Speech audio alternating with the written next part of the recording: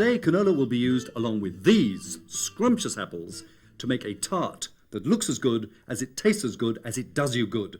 It's apple tart tartin, and it's based on a French recipe devised a long time ago by two sisters whose surname was Tatin. First, to the pastry. I use plain flour to make a short pastry, which is, of course, a comparatively crumbly pastry. I make a mound and then an impression in it with a ladle. Now, into that indentation, I put some canola margarine, which I've softened, and a large egg yolk, and work the two together with incredibly clean fingers. Once that's mixed, I add a little sugar, just a couple of teaspoons, some water, 2 or 3 tablespoons, and gradually bring the flour into the mixture. Once it's mixed, and I don't want to mix it too much because it will become leathery if it's overworked, I shape it into a ball, wrap it up in plastic wrap, and put it to rest in the refrigerator for an hour or so, or even overnight. Now to the apples. I cut them into biggish pieces, leaving the skins on. If the apples are small, they can be just cut in half with the cores removed. These are beautiful West Australian Fuji apples, and they're great eating either raw or cooked. Once they're cut, I rub them with lemon or orange juice to stop them rusting. Now, into a pan which can be used on the stove as well as in the oven, I put a little more margarine, about a tablespoonful.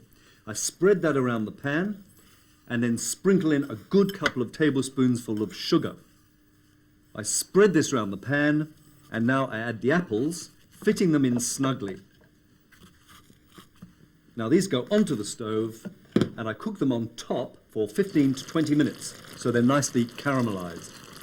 While the apples are cooking, they don't need stirring. Just leave them quietly to bubble in that solution. And when the solution is a beautiful golden brown, the apples are simply removed from the heat and allowed to cool.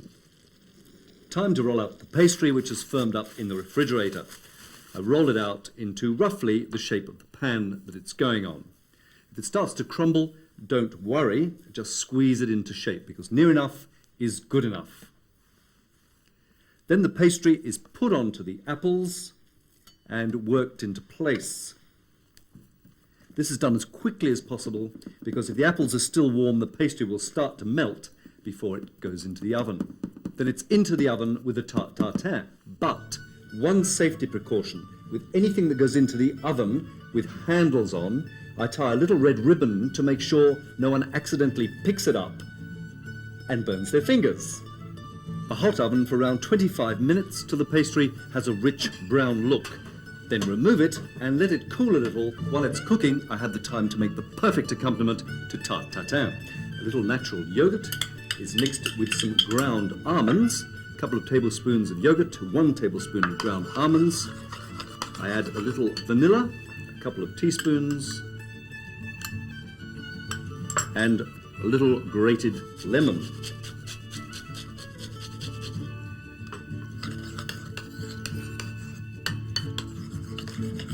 Mix it well and put it in the refrigerator until needed. Once it's come out of the oven with this beautiful golden crust and it's allowed to cool, then the ribbon can come off to let people know it's safe to touch the handles. And the tart tartin is turned over. You release the pan, and all being well, the tart comes out cleanly. Replace any missing apple pieces, pour off any remaining juices from the pan, and there it is, apple tart tatin, an Australian version of a French classic. Serve it with the yogurt dressing. From Consuming Passions, bon appetit.